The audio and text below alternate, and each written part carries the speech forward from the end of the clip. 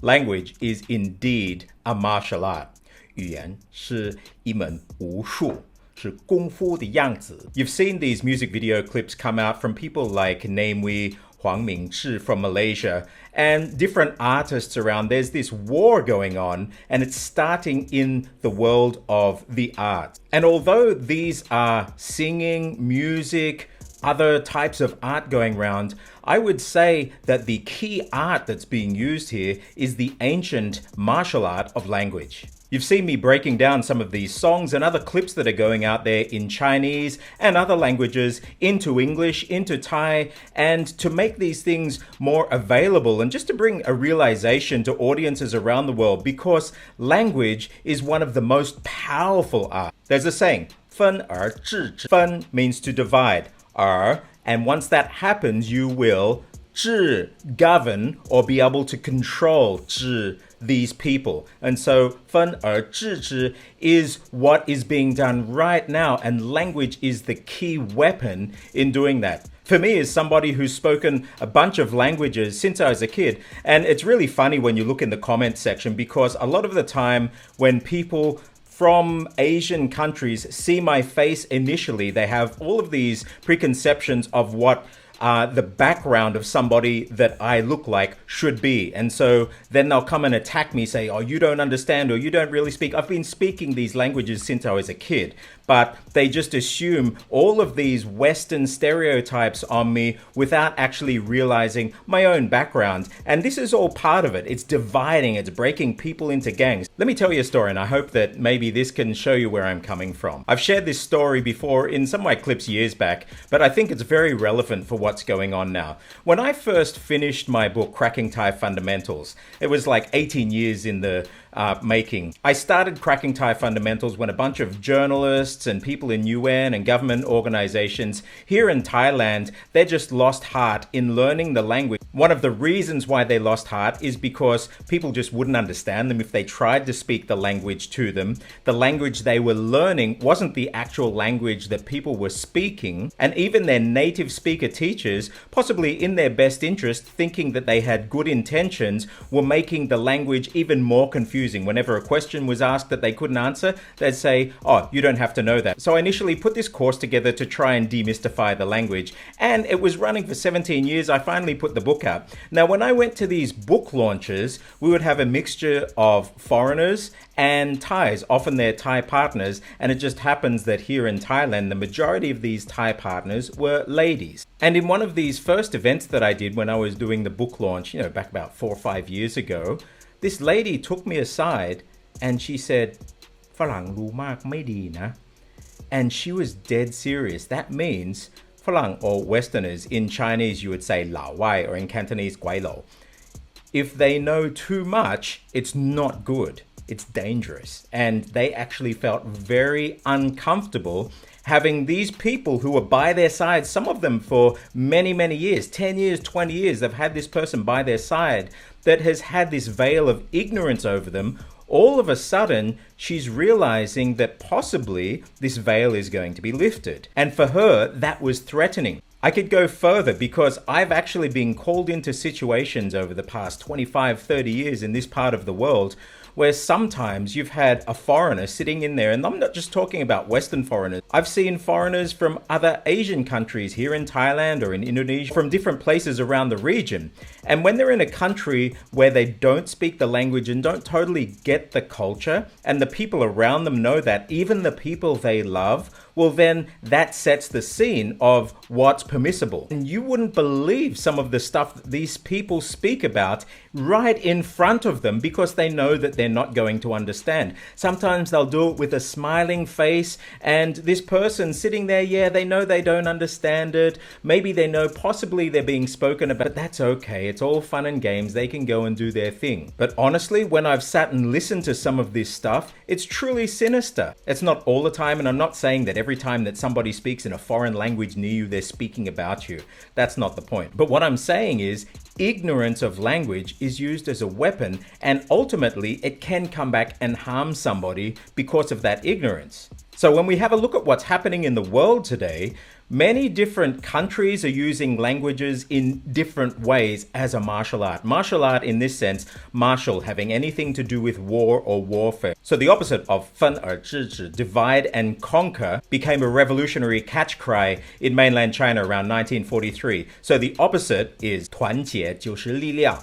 团结, unity, coming together as a group. 就是 is then 力量, power. And so this is what's happened. I just put a clip out the other day talking about the difference between traditional and simplified Chinese characters. And one of the big drives for this was to get literacy down to all of the masses so then you could control. Not only that, not just literacy of any Chinese, because many different Chinese languages and dialects, and I do say languages, not just dialects, they can all use Chinese characters, some with altered Chinese characters. But what was done was that characters were simplified down, and there was this amazingly successful program where literacy was spread out right across the country. And not only literacy, with that literacy came Mandarin Chinese. And with spreading Mandarin Chinese came stripping the unique identities of many of the individual separate ethnic groups, ethnic minorities, different languages and dialects, people who identified, because language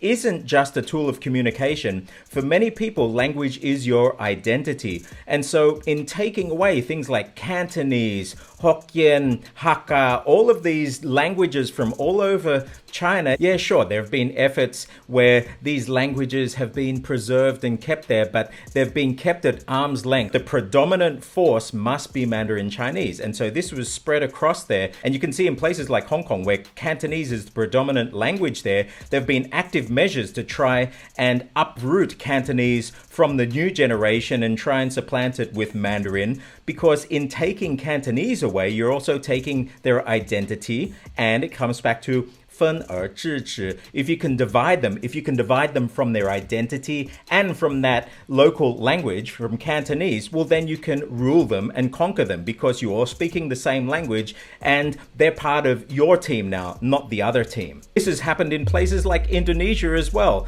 Back in the 90s, when I was just out of high school, I was working for a time for a certain Indonesian government office, and back then, to go into Indonesia with any literature that had Chinese characters was illegal. For many centuries, back from when the Dutch colonized, and then you had the English in Malaysia, and the Dutch colonizing what is now Indonesia.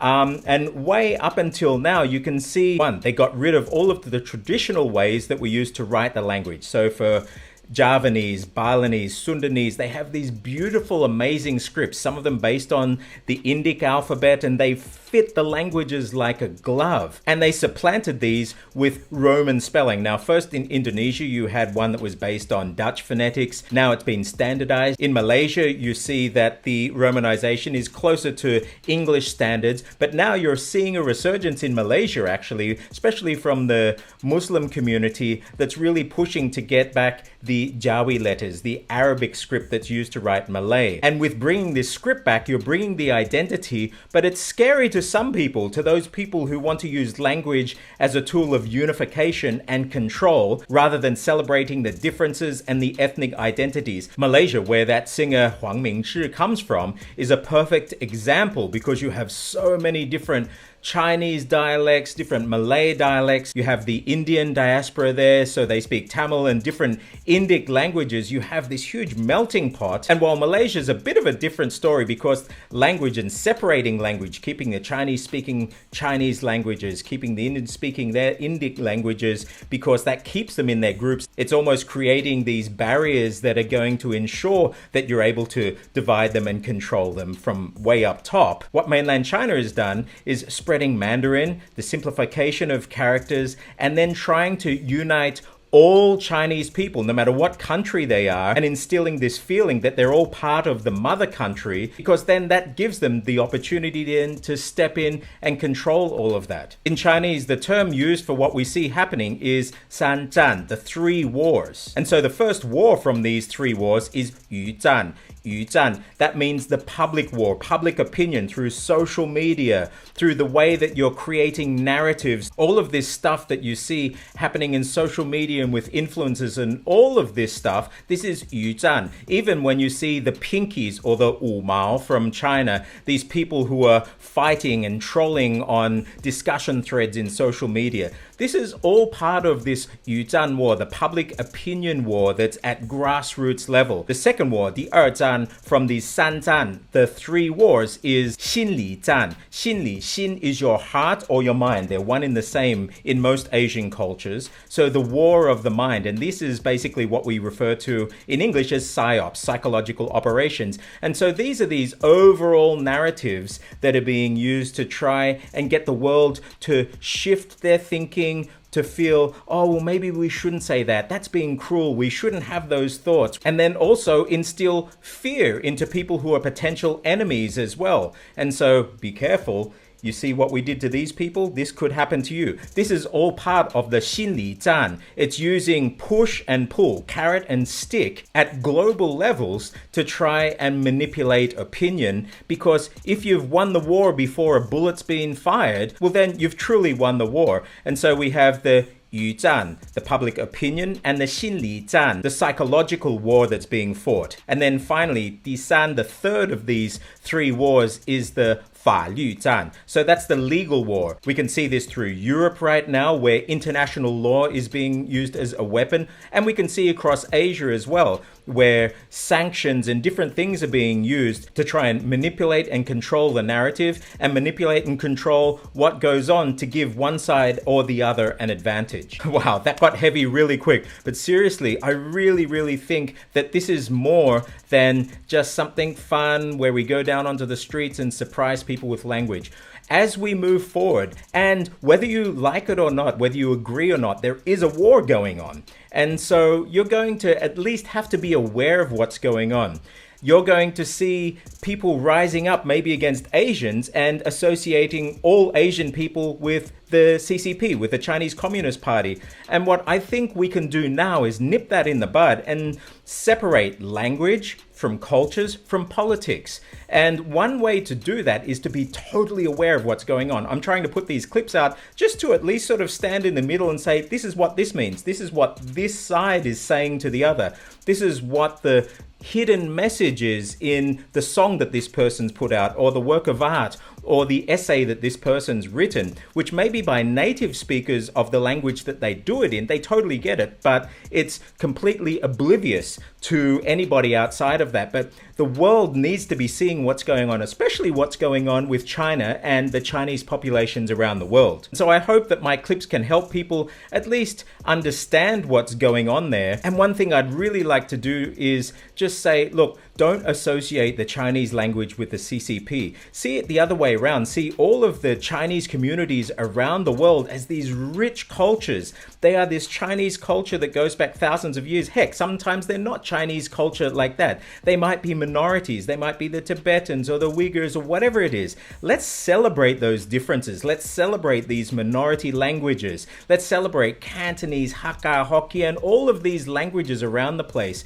Because in celebrating those languages, this gets under the skin of the people who are trying to get rid of those and use this one unifying language as a control. It's not saying don't learn Mandarin. Learn Mandarin as well, because Mandarin is this tool that's being used, so you're going to have to understand, but don't just think it's the be-all and end-all as well. Let's celebrate everything that is Chinese and not associate it politically just with the CCP. Chinese languages and Chinese culture and history goes way beyond just the current regime that we see, and people within the mainland and outside of the mainland.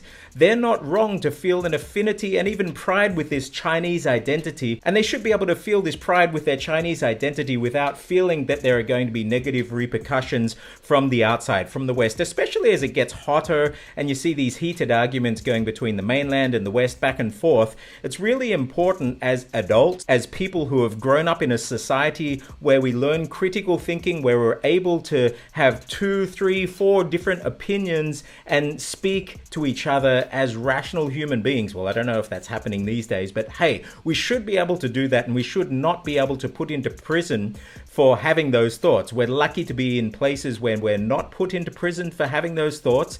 And while we can, at least start to see it. So what can you do? Well, start learning some of these terms in Chinese. As I put them out there, start Googling them and see what people are actually saying for themselves, rather than having languages being this veil where people think that they can get away with saying certain things because you're not going to know.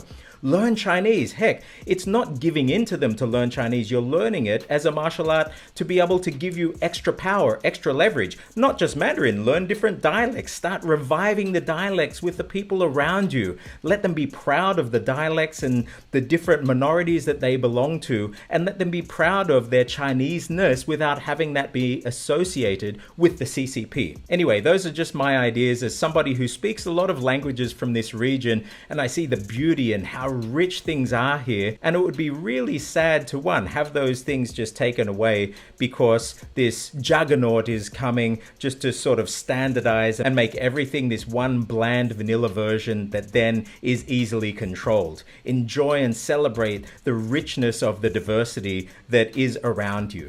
And then the other thing is, there's nothing more satisfying than coming against, like that lady said to me, ฝรั่งรู้มากไม่ดี Foreigners who know too much is not good. I say to people like that, well, screw you. And the more people know, the better, because then you're not going to get away with what you were perhaps doing. Who knows whether you're doing something or not, but at least if you know the language, well, then you know. And ignorance won't be excuse. At least it'll be eyes wide open. Anyway, I hope you've enjoyed that. If you're looking at learning a tonal languages, you can click on the link below. It's a totally free masterclass to get you all primed to be able to hear tones in any tonal languages. So you can go through that. Otherwise, let me know in the comments below, what are your thoughts? Don't forget to click like, subscribe. I'm Stuart J. Raj. I'll see you on the other side.